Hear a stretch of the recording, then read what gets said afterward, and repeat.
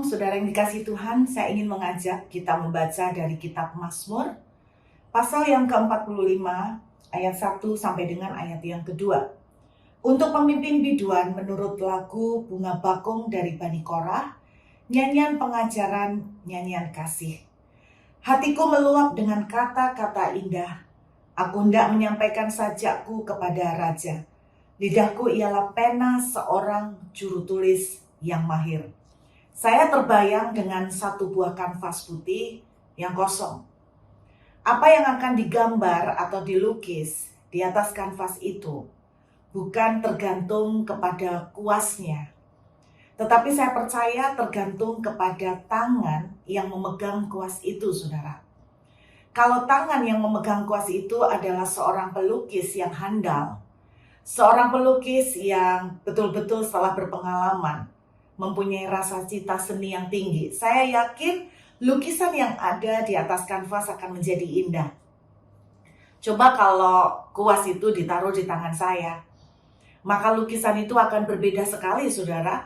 Hasilnya dengan lukisan-lukisan dari seseorang yang memang mempunyai talenta atau mempunyai bakat di dalam melukis.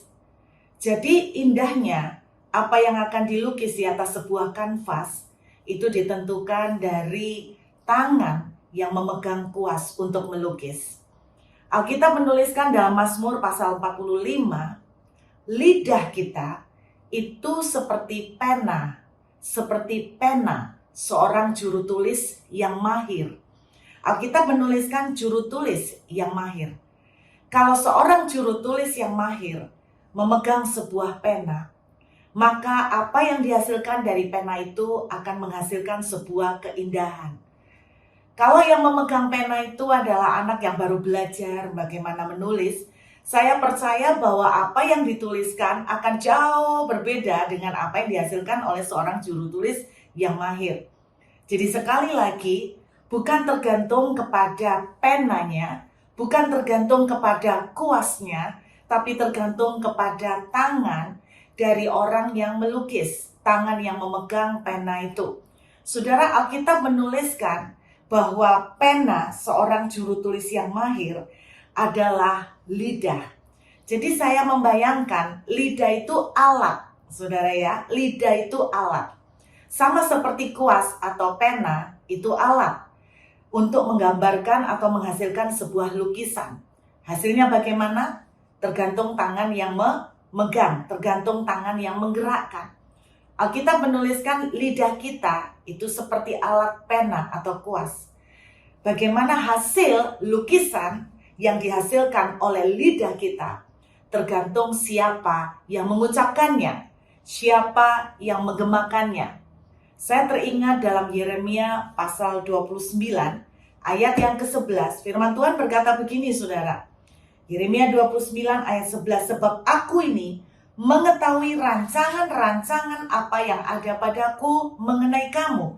Demikianlah firman Tuhan, yaitu rancangan damai sejahtera dan bukan rancangan kecelakaan untuk memberikan kepadamu hari depan yang penuh harapan. Tuhan seperti seorang pelukis yang maha dahsyat. Lalu Tuhan melukiskan di atas kanvas yang masih blank, yang masih putih, yang masih kosong. Yang Tuhan lukiskan adalah lukisan yang indah. Bukan rancangan kecelakaan, tetapi rancangan yang penuh harapan. Rancangan penuh masa depan. Rancangan yang penuh dengan damai sejahtera.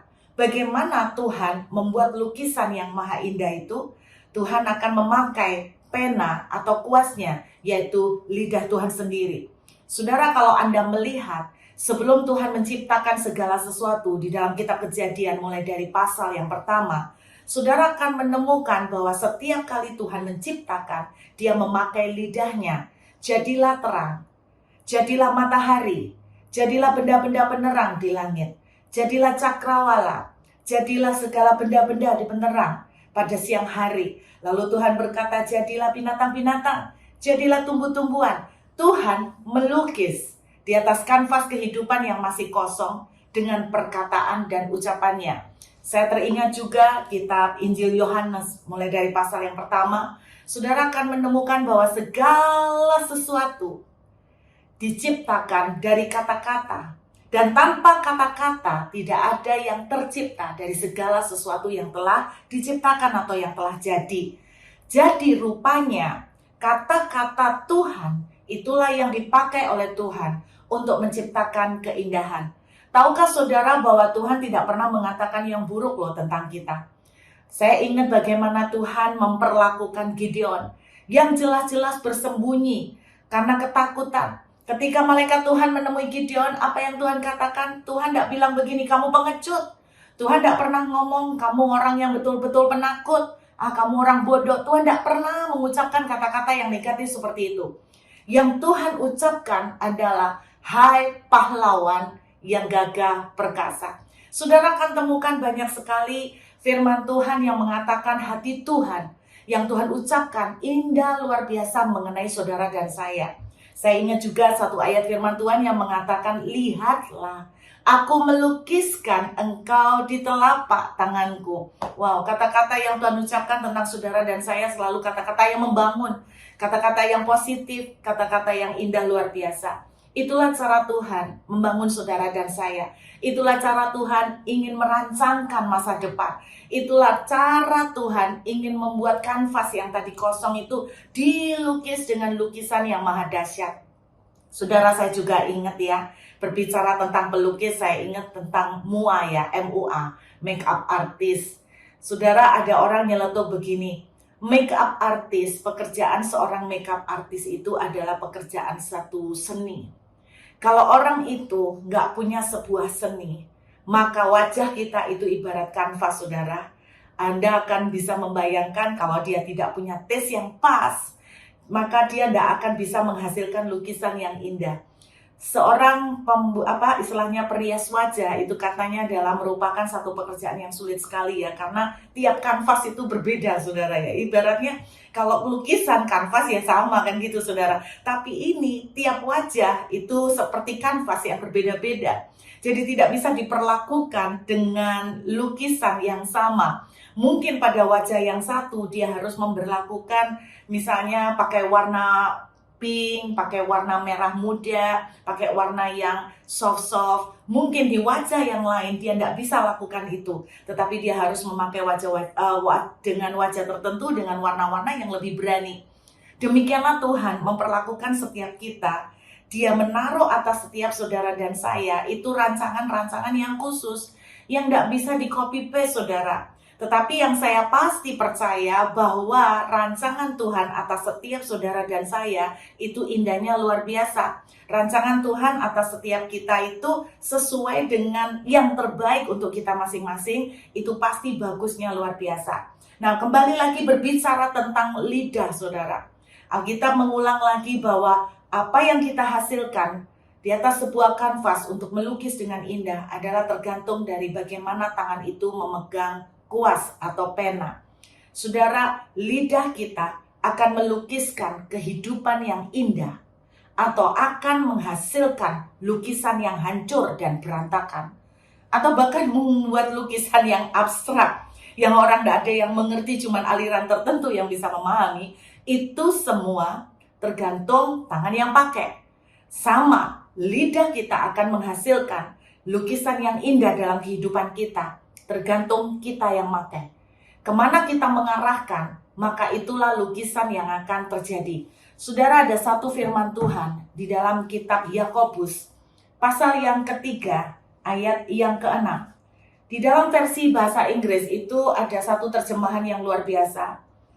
Di dalam versi bahasa Inggris dituliskan begini, Yakobus pasal 3 ayat yang ke-6. Lidah itu seperti satu anggota badan yang kecil yang di dalam bahasa Inggris dituliskan set on fire the course of nature. Set on fire the course of nature. Mungkin kalau diartikan dengan bahasa Indonesia yang sederhana itu begini. Lidah kita itu akan menentukan, mulai menyalakan rute atau track kehidupan kita.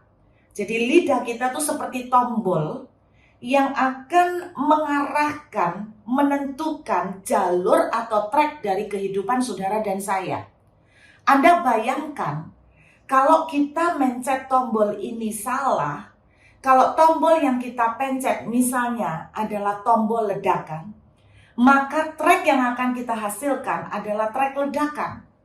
Kalau tombol yang kita pencet, ini tombol yang menghasilkan mungkin muncul bunga-bunga yang indah, maka track itulah yang akan kita ciptakan. Saudara, penting sekali untuk memperhatikan kehidupan seperti apakah yang saudara alami dan jalani sekarang ini. Tanpa saudara dan saya sadari sebetulnya track yang telah kita tentukan dari sebelumnya, yang kita jalanin sekarang adalah semua akibat dari kuas atau pena yang kita gerakkan. Selama ini, mungkin kita telah menggerakkan pena ini dengan arah yang jelek. Maka lukisan yang kita hasilkan, track yang kita hasilkan dalam kehidupan saudara dan saya mungkin banyak negatifnya. Kenapa? Karena tanpa saya dan saudara sadari, kata-kata yang kita ucapkan dari lidah kita itu yang menciptakan track tertentu. Kalau saudara dan saya mengucapkan kata-kata yang positif selalu, senantiasa, siang dan malam, maka Anda dan saya akan menyalakan dan mulai membangun sebuah track yang bagus untuk ke arah ke depan. Membangun sebuah jalur yang indah untuk ke arah ke depan. Jadi saya membayangkan kalau di dalam bahasa fantasi saya nih saudara ya, ketika kita membuat satu perkataan dengan lidah kita seperti sedang mulai membangun track. Nah, mungkin kalau orang dunia arsitek itu kadang-kadang dia membuat miniatur gitu ya. Dia mulai membangun sebuah track, saudara. Track seperti apa? Nah, misalnya begini, kita mengucapkan sebuah kata, maka kita sedang memencet tombol, kita sedang membuat track jalan berbunga-bunga. Kira-kira seperti itu. Ada ya, saudara, satu game mungkin di iPhone kita, di handphone kita, itu ada satu game di mana kita itu game itu membuat satu desain dari sebuah ruangan. Nah, kita bisa menentukan kitchen setnya mau dari kayu, mau warna apa, mau ditata seperti apa. Lalu kita pencet tombol untuk masang dishwasher, kita pencet tombol yang sini untuk memasang pot bunga dan sebagainya. Kita pencet tombol yang sini untuk mengganti warnanya. Nah, lidah itu kira-kira seperti itu, saudara. Jadi ketika kita mengucapkan satu perkataan, saudara, tanpa Anda dan saya sadari, kita sedang mendesain. Kita sedang mulai menetapkan sebuah desain yang tetap atas hidup kita. Ngerinya, kalau banyak dari kata-kata yang saudara dan saya ucapkan negatif semua, tanpa saya dan saudara sadari, kita sedang mempersulit kehidupan kita sendiri.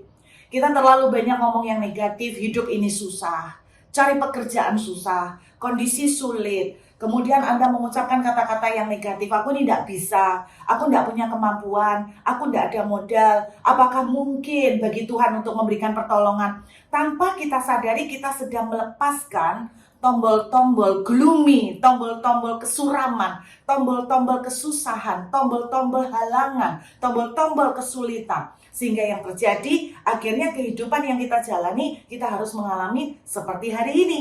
Jadi sebetulnya apa yang sedang saudara dan saya jalani hari ini, tanpa kita sadari adalah buah, hasil kreasi dari pena atau kuas saudara, yaitu kata-kata yang diucapkan oleh lidah saudara. Karena itu saat ini saya ingin mengingatkan kembali, berhati-hatilah dengan apa yang Anda akan lukis di atas kanvas kehidupan saudara dan saya. Tuhan selalu mau melukis yang indah. Bagaimana dengan saudara dan saya? Apakah kita senantiasa bersemangat untuk membangun sesuatu yang indah? Apakah hari ini kita akan memulai dengan membangun sesuatu yang indah? Kita katakan hari ini pun akan terjadi keajaiban. Kita katakan pasti Tuhan buka jalan. Kita ucapkan selalu ada terbuka bersama dengan Tuhan jalan keajaiban. Ketika kita mulai melepaskan, memakai dan menggerakkan kuas atau pena itu, maka lukisan yang kita hasilkan saya berharap adalah lukisan yang luar biasa. adalah lukisan yang enak sekali untuk dipandang. Lukisan yang bisa dinikmati oleh seluruh keluarga kita, seluruh bahkan orang-orang lain di sekitar kita. Mulai hati-hati dan mulai ucapkan dan berbijak saudara di dalam memilih kata-kata yang saudara ucapkan. Sebab kata-kata saudara akan menyalakan trek kehidupan. Apa yang Anda ucapkan akan mulai meng-create, mulai membangun, mulai menciptakan jalur dan trek kehidupan yang akan Anda jalanin ke depan.